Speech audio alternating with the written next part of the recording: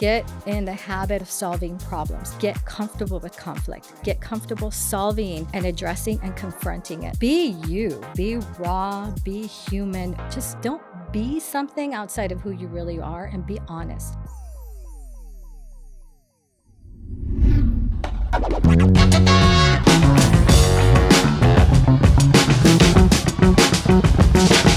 All right, here we are, Nadia. Welcome to the Get Busy podcast. We're here in LA. You drove up from San Diego. Yes.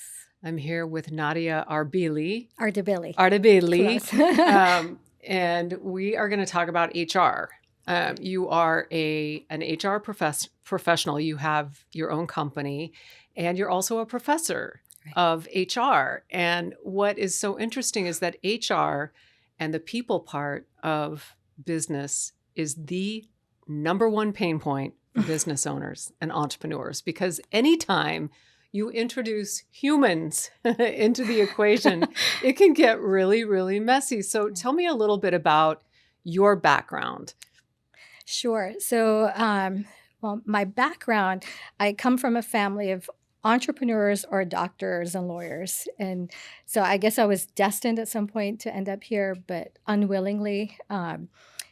Grew up with a lot of influences of family owners that were business owners, but I had no interest whatsoever. But I knew I had an interest in making a difference, doing something that left a mark, but I didn't know what at that point, when I was growing up. So at some point when I went to school, and that's when I met Jane, who introduced me to this podcast, I was studying hospitality management. And one of my professors said to me, "You need to go into HR. You'd be great at it." And I thought, no way in heck, I couldn't do HR, because back then, in whatever it was, early 90s, there were personnel and they were all grumpy payroll people. And I thought, no, I'm too fun. I'm too bubbly. I can't do that. But he ended up taking us on a tour to the Mirage Resorts. He was the ex-HR director at Golden Nugget that opened the Mirage Resorts. And I fell in love. I thought, oh my God, this is where I get to commingle and coalesce all the things that I'm passionate about, but wasn't sure how I can bring it together. I loved law, but I didn't want to be a lawyer. I loved psychology, but didn't want to be a therapist or a psychologist. I love anything with brains and science and NLP, but I couldn't be a neurologist. I'm just not smart enough to do that. So I thought, this is great. And I also get to be strategic and use my business savvy and business acumen that I'd kind of gathered over the years and get to put that to work and really be strategic and work with people that I love, but I get to have meaningful impact with human beings. Right. And anyway, so he sold me on HR. And shortly after that, I started this career in HR, and I worked mostly for larger organizations. But I was working as HR manager, then HR director, and my last position was the HR director at the California Center for the Arts in Escondido. And I worked really closely with city council and the mayor, so we worked with a lot of local businesses. And I made a lot of impact there. And as 10 years in my tenure, I learned a lot about everything about HR, and I was putting into practice everything that I'd learned over the years. But I think where then suddenly this sort of trajectory of change that occurred in my life was the 2008-2009 recession. Yeah.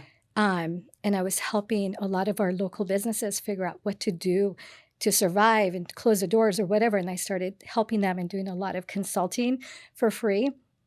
And so in 2011, when I left my job there, deciding what to do, do I take another job and go into HR in a bigger company, or do I just try something different for a while? I was sort of burned out a little bit.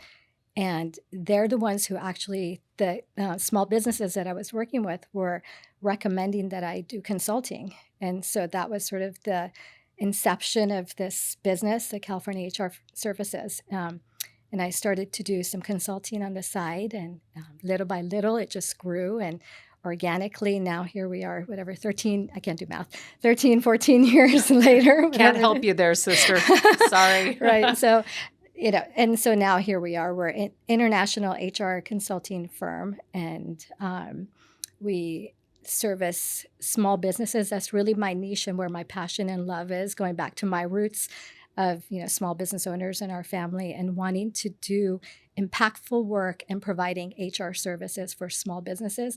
that don't think they have access to HR, because I Right. came again from these large organizations with large HR departments, easy to have compliance, driven policies and procedures and attorneys, but small businesses don't have access to it, but they're required to have the same compliance measures met, and they are now the low-hanging fruit, and especially in California, but it's growing throughout the different states. But so helping these small businesses so that they can stay compliant and not get in trouble and be able to sleep at night, and rest easy knowing that they have at least that part of their business covered so that they can do what they do. Right.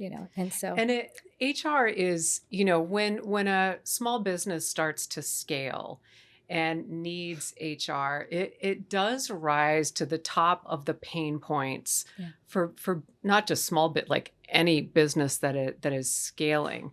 What would you say are the, often overlooked first steps a company should take, when considering bringing in HR? Like, why is this, first of all, why is it such a pain, right? Why do people are scared of it, right? Like when you talk about what's your HR strategy, because the people part, that's where the rubber hits the road for successful businesses. So can you talk about those, like those overlooked first steps of creating an HR plan, a hiring plan, basically? Right. Well, HR, we deal with a lot of small businesses, and to them, HR is this annoying, sort of pesky, well, I have somebody who's paying the employees. It's the have rules payroll, people, right? Like the people with the rules. People with the rules, and then you've got some arrogance too as small business, where it's like, do I really have to do all that? And I'll wait till I get in trouble and then I'll deal with it. So there's a mix of different energy that's put into it.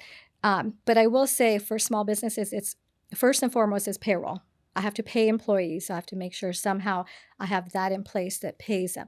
And normally it's either the wife of a business owner, or the husband, or some family member or the bookkeeper that inherits that payroll part, and they unwittingly end up owning the HR side because there's coalescing of the two. There's a boundary where payroll people can't cross into HR. They learn enough to be dangerous, but sometimes they don't know enough, and they accidentally create these issues in companies. And so there's that line when you start to have employees, even at 2 employees, 3 employees, you really should start developing an HR infrastructure, albeit basic, but like basic model is better than the Mercedes, but you still need to have something. And that's where businesses struggle. Is that something that, startups and founders, is there an HR component built into a business plan? Do you make that recommendation? Like, what is your approach? Because I've looked at,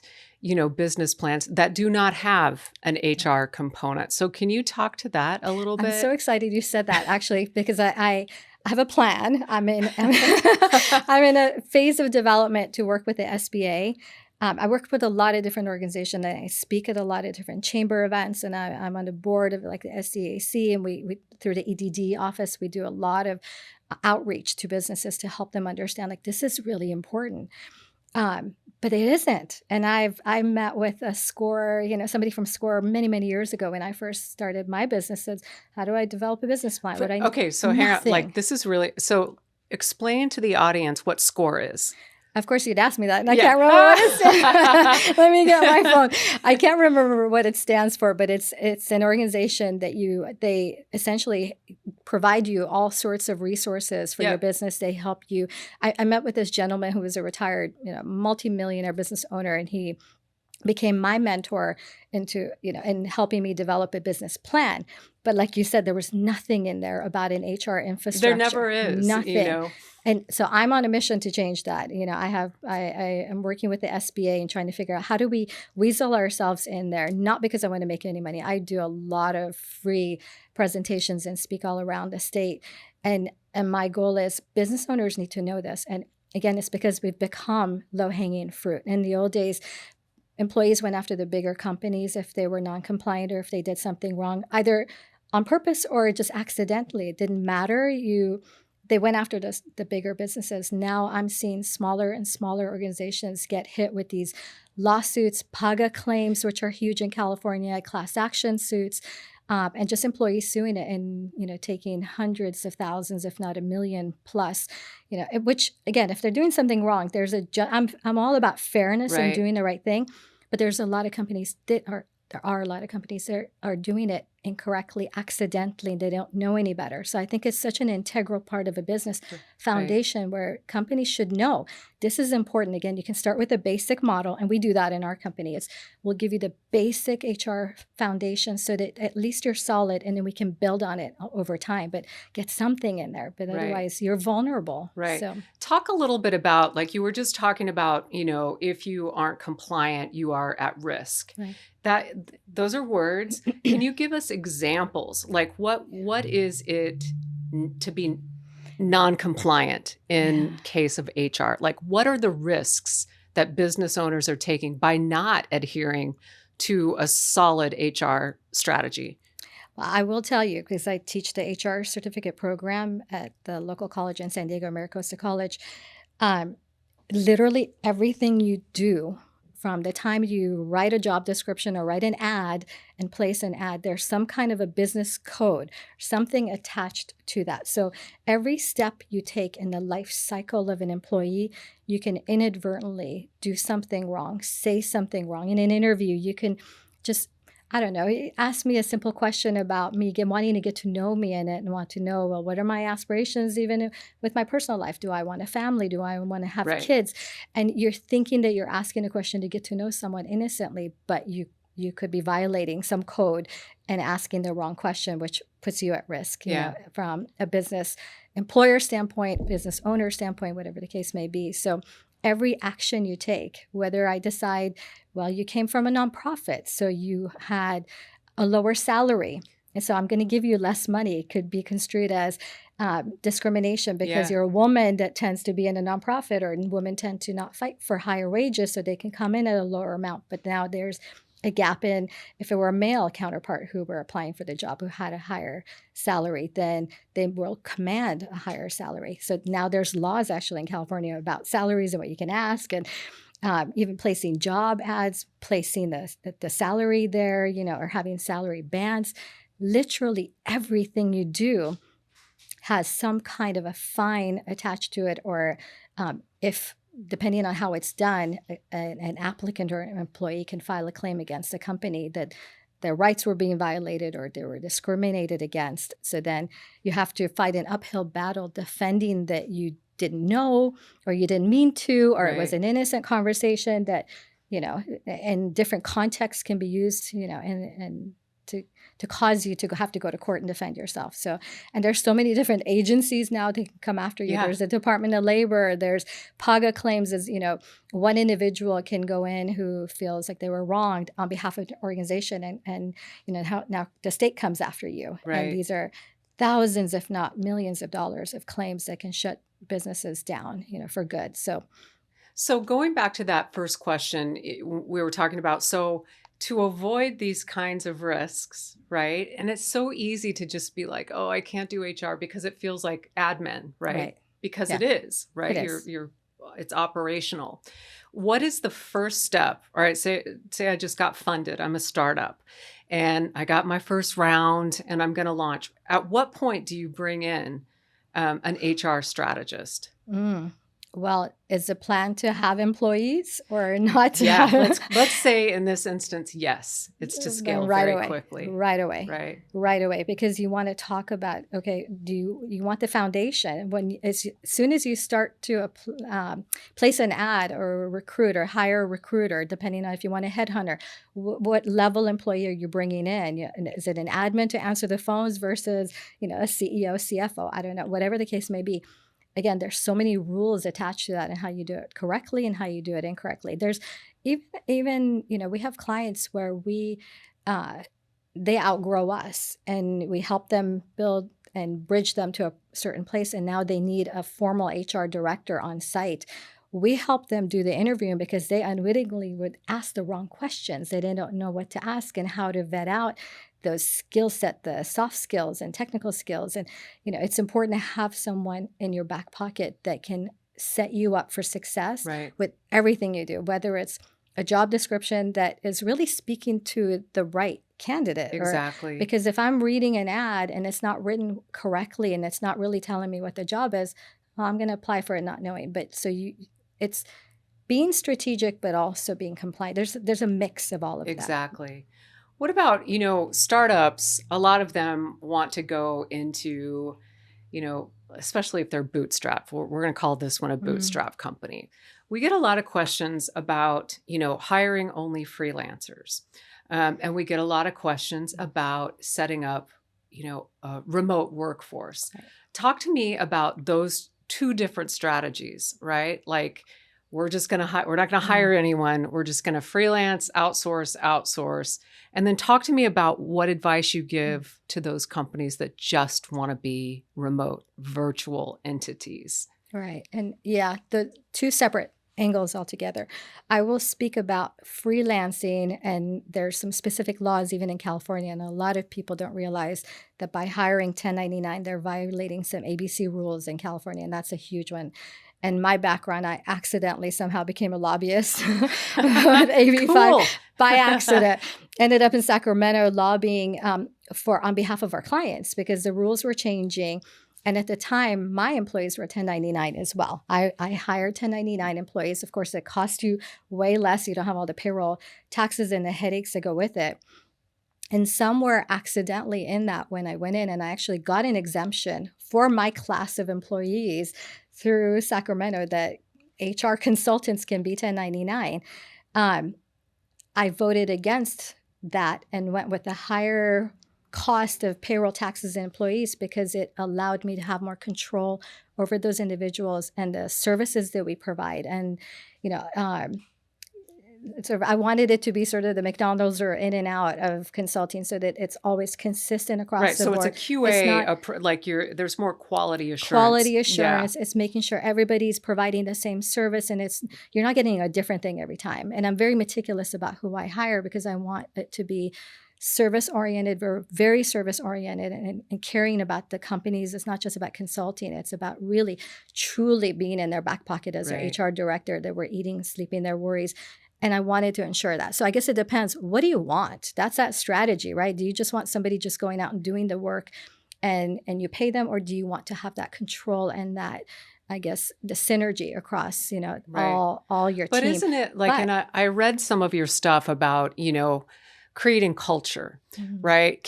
And the HR component of any startup or any business is going to be a major contributor to the culture that is created, right? Talk a little bit about that. Like, I think HR is often overlooked and treated as a bastard stepchild in some cases when it comes to creating a culture of excellence. Right. Absolutely. Yeah. Yeah. Can you talk a little bit about that and how, because you've got like the Silicon Valley mentality of, I'm going to create a culture of coolness and edginess. What is that? What is that? I don't even know. One of my clients was like that. And they were like, well, our coolness is we have guys riding skateboards across the office. That's a thing. That's a gimmick, right? That's not a culture. And creating a culture that is impactful and meaningful will become the core of a brand, right? And so I feel like it's a really good opportunity to connect that HR part of what we do to that fantasy of, skateboarding in a half pipe in the lobby or whatever your weird, twisted Silicon Valley fantasy might be, right? So talk about that a little bit. Right. And I think that goes back to that 1099 versus employee. Yeah, exactly. What's your vision? What kind of a company do you want? And what's your North Star? What do you care about? And there's the company mission and vision, and there's your own, the entrepreneur, the business owner, whatever that seedling that you're watering, what do you want that plant to look like? Is it just, do you want it to be a random thing and all the weeds growing, or do you want that control? And that's where, again, having that control and having them as employees makes a difference, where you can really bring it in and wrap your arms around it and insulate it from outside, noise and control that. And then, culture. What do you want? What do you want your people to feel? Most people don't know. They think they have some sort of cartoonish caricature of what they think a culture of excellence is. A culture of excellence is the essence of leadership, right? The culture will always mimic the leadership, Absolutely. right? And Absolutely. that's not something that a half pipe is going to create, right? Actually creates the opposite. And that's where we get the phone calls, because then you have sort of this anarchy and everybody's doing whatever they want, and Right. they're not performing because they're out back playing ping pong all day long. Right. And so there's a balance of, okay, what do you want? Right. What is and there's an element of allowing people the freedom and to be who they are and to go create and do whatever that they're hired to do. But then there's also creating that boundary around it. You're still a company. And we get this a lot. Oh, I don't want a handbook. I don't want to have policies and procedures. Right. That's going to stifle us. Well, no, what you're right now dealing with employees that are doing whatever they want, and you're frustrated, and there's like no rules, there's no bounds. Like, what do you mean you don't take meal and lunch breaks? That's what's taking down company after company after company. And we see this all the time.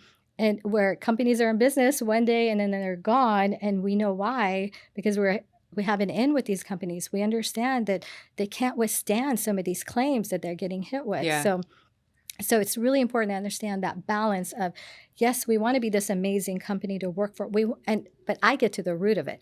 What do you want? Right. What does that feel like? Oh, you mean people feel respected? They feel like their voice is being heard? Well, you don't get that by riding around your roller skates in the office. No. That's not that feeling that you want to embody. Right. But there's ways to create that culture, that feeling of belonging, a sense of being heard, a sense of wanting to make a difference. And going back to kind of what I was saying when we hire our consultants, I want people who feel good about making a difference, not just doing HR, but taking their HR practice and actually helping businesses across the gamut in different industries and having that sense of pride. Yeah. That's the feeling, that's the culture that you create in an organization. So for us, it's kind of unwinding and getting rid of all the mush and get to the heart of it. Like, what are you trying to create? What's that?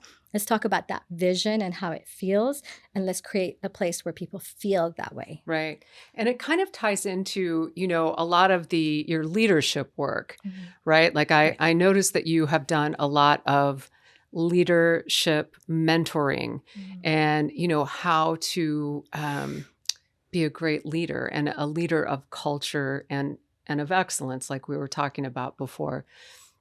What are some of the common mistakes, aside from skateboarding around the office or having a foosball? I worked at a place that had a foosball. They were like, this'll solve all the problems. Right. Everybody can play foosball whenever they want. It was an utter failure and the company collapsed, but whatever. So talk about the leadership component. And then we're going to go back to the remote work because I don't want to skip over that. But let's talk about what makes a leader great and how you teach that. That's such a complicated question. It is. And it's kind of loaded and unfair for somebody who just had a 3-hour drive from San Diego. No. But, I think leadership is part of what we're talking about. It's knowing when it's time for HR, like to get really serious about HR. Yeah. It's knowing what you stand for, the ethos of your company. And it's inspiring the absolute best out of the people that work for you. And yourself. And yourself. Starts with you. And I think that's where and I said that's a big one because it's heavy and it requires really deep, honest, introspective conversations where a lot of entrepreneurs don't want to have, and they want to move forward and they want, to become successful, and the ego is like, I've arrived. But that's where we hit the brakes and say, okay, slow down. We need to have a really honest conversation that starts with a look in the mirror. And I've had to do that myself as an entrepreneur. So I'm not coming at it just from an HR side, but from a truly, if you really want to do the work and you want to create that environment, you've got to look inside and you've got to tackle some of your blind spots and some of... How do you do that, though? I mean, people talk about, and I understand that, but how is there...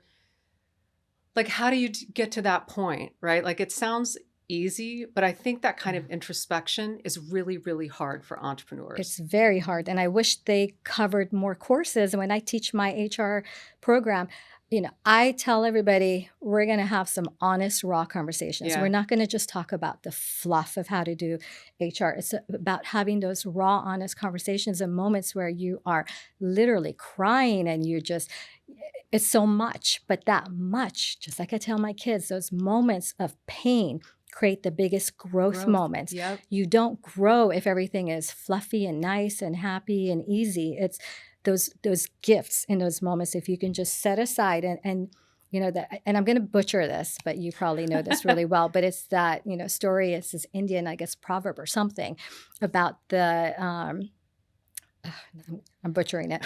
What are the animals? Right out the gate. Right out the gate, Nadia. I'm known for this. I mess them up, but I eventually get there with the right words. But the buffalo, when there's a storm, instead of running away from it, which the storm catches up with you, or running down, they run right into it. They tackle it head on because they know you're going to get through it faster. Yeah. So I know a lot of people are more like the ostrich, and when there's issues or problems, you know, they don't want to deal with it and they want to hurry up and just get it over with, fix it whatever way possible, you know, cover the hole and move forward. I think that's where the work begins, is set aside some time, be honest, be quiet with yourself, and ask the right questions. Now, what are the right questions? You've got to go learn. You've got to read the books and do the programs. And I'm a big advocate of self-development programs. And shout out to Tony Robbins back in my 20s and the early 90s, and taking those programs and the Donahue shows and the Oprahs is just being exposed to a lot of different programs and different books and readings and understanding. There are different questions for different points in your life. Yeah. It's not a one size fits all. And depending on the moment, the situation you're going through, sit back, ask the right questions, ask other people. If you have mentors and coaches, what are the questions I should be asking myself? Yeah. What are my blind spots? And then having that honest, introspective conversation with yourself, and then digging into, you know, some of those limiting beliefs. And I know this is sort of the icky-feely, touchy part that a lot of business owners don't like to talk about, but that creates growth and magic in a business when you can have those honest, introspective moments and then grow from it and then share it with the leadership and other employees. That creates a culture of trust and beauty and magic and, you know, all the things that, you know, a company is looking for, if they're looking for that. Okay, you just said a magic word for me as you were talking about magic. The whole trust thing in HR, like, it's not a measurable thing, right? There are no absolutes when it comes to trust. But when you are consulting with startups, you know, there's conflict, right? There's always conflict with partnerships, and, you know, like, it's just messy being in a startup. Of course. I don't know where I was going with this, but the trust factor, like, how do you instill trust within an organization, right? Like, how does that happen? Because to me, trust is key to everything that you do. And if you do not trust the people that either work with you or work for you, you will fail. Right. I have seen it over and over again. Yeah. I know that you have too. So how do you build that? Oof. Again, getting really raw and honest about who you are. And we work with clients that their own bounds of integrity are questionable, so that's not a good fit, and we have to walk away from that. For sure. So I don't think it's a one size fits all, because not everybody's honest, and not everybody wants to be honest. And I've learned that, and I used to be so naive, wanting to think everybody wants to do the right thing, and we'll just be that North Star. And, you know, HR is sort of the compliance police, and sometimes we have to get off our high horse once in a while and realize that, first of all, not everybody wants that. But if a company truly wants that, then yay. How do we get there? Yeah. By having that honest conversation. I remember working, a wonderful boss that I had, the CEO at the California Center for the Arts, and we had a conversation about, what do you want from me? How can I serve you and the mission and the vision here? And do you want me to be that pesky gnat, you know, in your ear, that if we're going off course, that I'm in there buzzing and telling you, oh, that's not right, because, and bring us, and not that I know I have all the answers, I didn't, but I knew enough about my line and my integrity and my knowledge of HR to be able to at least steer us in the right direction, and then bring all the brain power together, and we come up with a direction and how do we move forward. And she said to me, absolutely. I'm expecting you, because you've got your eyes and ears on the ground. Listen and bring that information back to me, and then we'll strategize together. So I think it's having that honest conversation about, what does honesty look like? And then what do we do with it? Because some people don't want honesty. They really don't. That is so true. And that's just, I mean, you can't really change that, you know? No, I no. mean, it's just sort of baked in sometimes. Yeah. And what about like I love the topic of conflict because it's the Yeah. stuff that makes great stories, right? Right. But how do you deal with, from an HR level and really any level, how do you deal with conflict in a startup? Any kind of conflict? Oh, it happens a lot. It's like early days in a relationship because Yeah, you're getting to know each other and right. it's awkward and clunky and people are stepping all over each other and you don't have the agreements, like the four agreements. You don't have the agreements on how do we talk to each other, how do we go through these difficult situations and working through lifetimes of bad communication. No one has good communication coming out of the gate. So poor communication, everybody brings their mush and they read into situations. So misunderstanding. So Yeah. there's this collision of Ego. human Yeah. ego and Yep. misunderstandings and all of that. So yeah, it happens a lot. It happens in mature organizations and it happens in startups. Yeah. So for a startup, if you can tackle that in the early days, the sooner the better, because Yeah. it's not going to go away. It's sort of like your limiting It beliefs in your stuff. festers. It's always going to be there and it always pops up in the most inopportune time. Right. So it's going to be, you might as well tackle it head Yeah. on. So yeah, it happens a lot. And we find, there's different ways. I've brought in therapists to companies Yeah, because I've seen that in family businesses a lot, with generational businesses, a lot of, mean-spirited Right. little, conflicts erupt Right. or, like the heirs fighting with each Right, other, like right. really ugly business.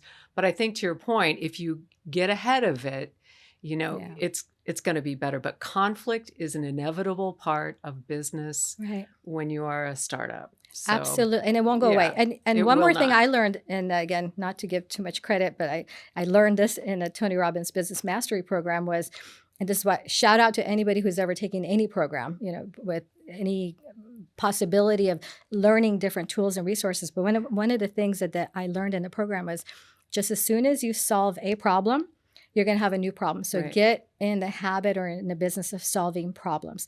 Same with conflict. Get comfortable with conflict. Right. Get comfortable solving and addressing and confronting it. And part of that is I think people get nervous talking about uncomfortable things. Exactly. And Those so then difficult conversations Right, need right. to happen early on in a Absolutely. startup, right? Like Absolutely. if you are Yeah. partners with someone and you have these disagreements, and you hold on to it, you Right. become bitter. It gets worse. It gets worse and it Yeah, escalates and it it does. will tank a perfectly good company. It does. And I think that's my probably favorite thing to do in HR is employee relations. I get so excited. It's my specialty and it's part of what I love because it's helping people come to the table, disarming and having a conversation, an honest conversation about what you thought your impression of this was, what you wanted, but your expectation Right. wasn't met. Like what happened? And just having a conversation. And sometimes it's helping people through their own mush of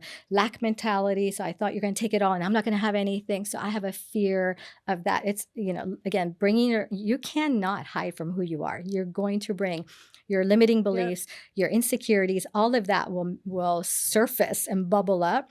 And so you might as well confront it and deal with it. And when they do, that's where we see the magic. Yeah. It's sort of this beautiful flower emerges and watching people get along and have a new renewed sense of love and passion for the business and for each other. And yeah, it's amazing, but you can't get there if you don't do the work. Right. And the sooner you do that, the better. Yeah. For all things in Everyone. culture, in business, in HR, and in life, honestly. Right. Okay, so let's go back to the remote workforce question, because as you know, last week, Amazon demanded that all of their employees come back for, in office for 5 days a week. When in actuality, if you look at the numbers, productivity of humans when they are not forced to be in the same spot, like the old school cubicle farms, Right. The productivity goes up when you're happy, Right. And you're Yeah. doing the work. So what is your advice? I've worked remotely for 15 years. When I'm in an office, I feel like a caged animal and my productivity goes down because I'm not happy, right? Like I don't feel like myself. I can't create I keep like clawing at the wall, like hitting my head against the wall. Watching that climb. Right, like, oh my God, Right, yeah. time is going backwards. But it's, it's a real question right now because now that it's out of the box, the genie is out. We've all experienced remote work. We know what it's like. Right. And now we're being asked to come back and go back to the way things were. Like how do you address that? Because I'm curious. Like, because if somebody told me I had to go back into an office, no, right? Yeah, right. Like, we're hearing I'm not that doing a lot. it, right? Like, no, yeah. Eat shit. See you later. But on a serious note, like it's happening. What is the benefit of having a remote workforce, and what is the benefit of calling people back to the office? It really depends on the company. And I get this a lot from business owners. So it depends on the company, the organization, what the output is, what the service is, and the individuals. Because I'll tell you, some employees are dying to come back. Really? Yes. I don't relate to them. No, but what's that? Who are what's they? Wrong? Why? They're not normal. Who are you escaping at home?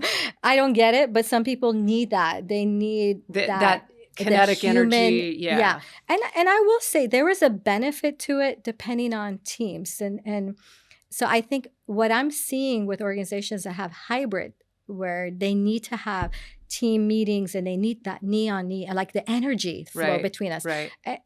I can have the same energy on a Zoom, but some people, they need to be next to someone, talk and connect and bond. And that glue, again, goes back to culture. Okay. Some people need that glue or that cement between the bricks. That helps them feel connected.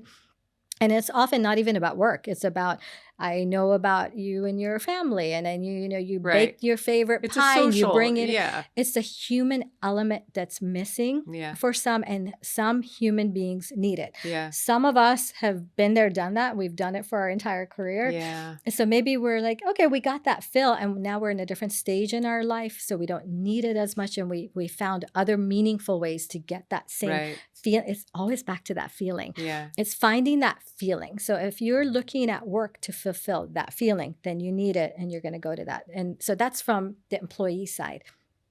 Employer side, there is this sort of feeling of, I can't control employees when they're at home. Yeah. But isn't that go back to the trust we were talking about? Right. Trust. But what I always share with business owners when they have that nervous energy of, I don't know what they're doing. And we have clients that actually have, all kinds of funky, tracking mechanisms. They have all kinds of tracking mechanisms. Yeah. And I've been a part of investigations where I'm like, wow, we're seeing this is insane. The technology is really cool, but whoa.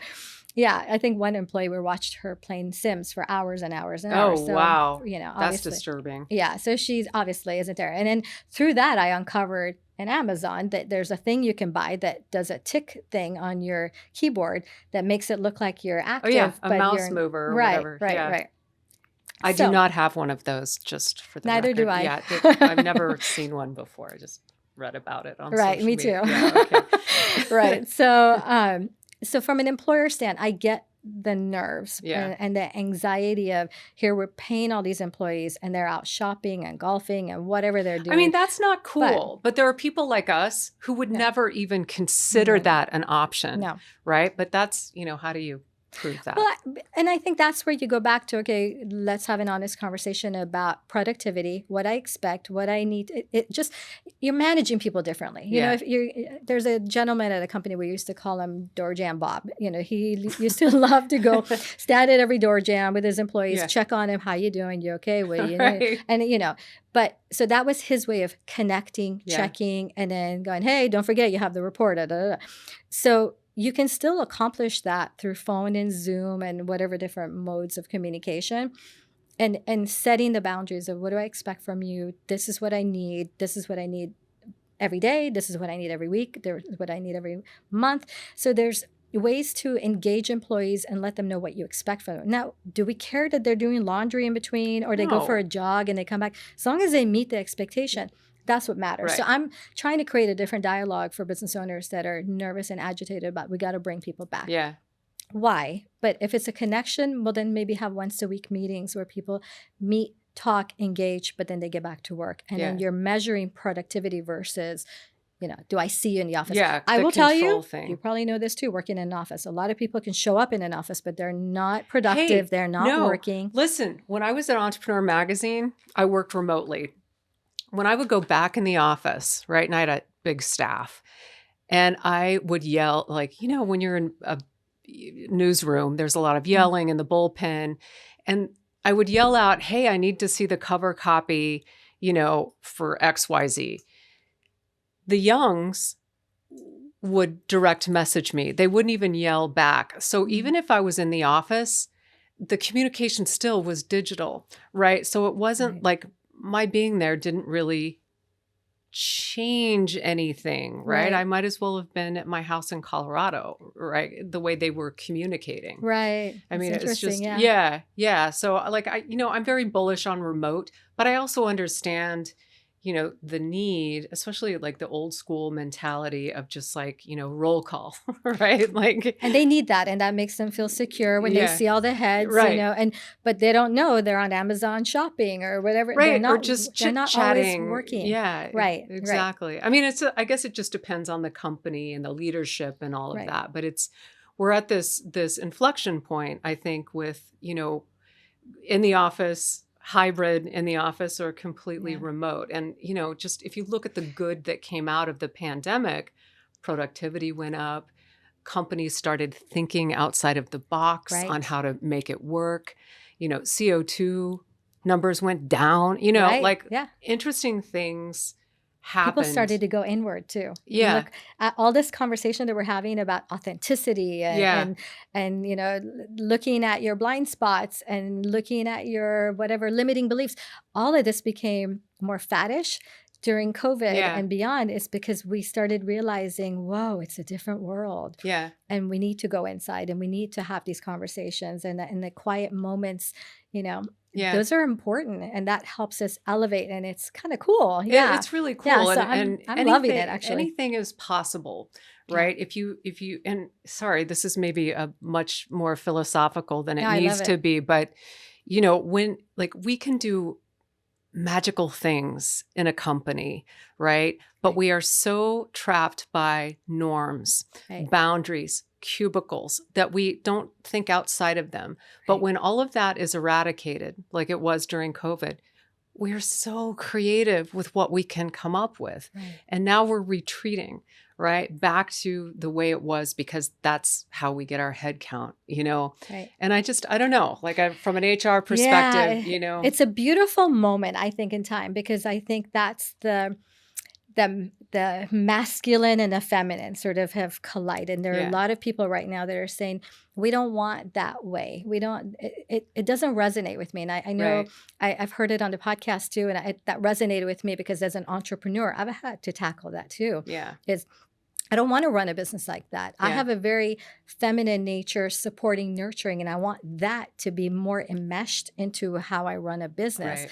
And the old way of doing things doesn't fit in that model, that vision that I have.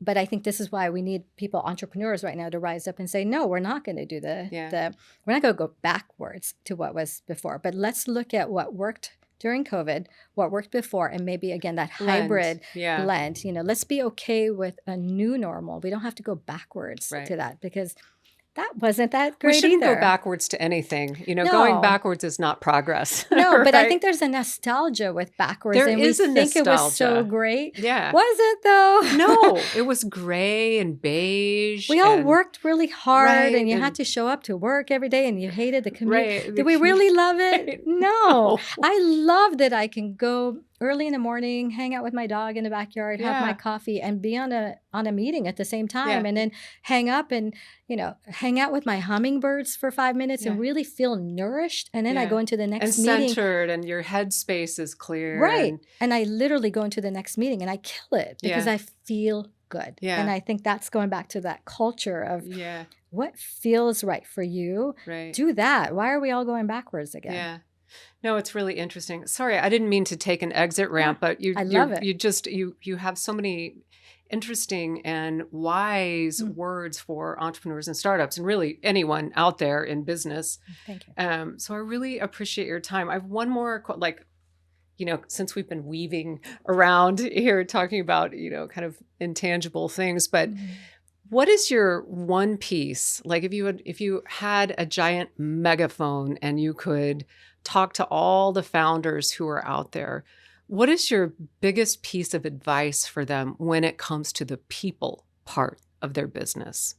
There's so much that I would say because, but I think I'm trying to think of something profound to say, but it really is really basic. Yeah, It's basic is good. be you, be Yeah. raw, be human. I think we're all trying to be this thing. And we've all read about the hacks and the do this and do that.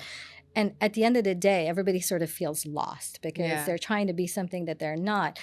And I would say when it comes to running a company and working with people, settle down, calm down, talk to people one-on-one, get to know your people, get to understand what they want, what kind of contribution they want, and just don't be something outside of who you really are, and be honest. Show your vulnerable, honest self to your employees and your team, and you're going to create this unified sort of magic blend. And also, don't be an asshole. Don't be an asshole. I mean, just don't be an asshole. Don't be that thing. Yeah. I mean, Be nice. Just don't be an Can asshole. I say, yeah, don't be an don't. asshole. Like, we're better than that. We're better than that. We should be better than that. We should want to be better than that. So, yeah. And Just definitely, be nice. just be nice. Yes. Be cool. Be cool. Stay loose. Stay loose. Be easy. You know what I think it is the asshole part comes from, again, fear. Fear Absolutely. of whatever it is. There's the ego that's constantly going in that noise. And if you learn to sort of shut that down and be raw and honest and vulnerable, all the things we talked about earlier about confronting your own mush, it settles your soul. And then you somehow realize you don't have to be that jerk and you don't have to act that way, which is an act. Anytime I've dealt with employees or owners that have this big ego, it's all coming from I feel like they're going to take advantage of me, all that noise. And once you quiet that down and it becomes this raw, just human to human interaction, it's so much more beautiful and everybody just gets along better. And the company becomes better. The brands, you as a member of the humankind become better. So I feel better after just talking to you. So thank you. Thank you so much for making the drive, Nadia. Absolutely. We really appreciate it. It's just a joy to get to talk to you. Oh, my pleasure. Thank you for having me. Awesome.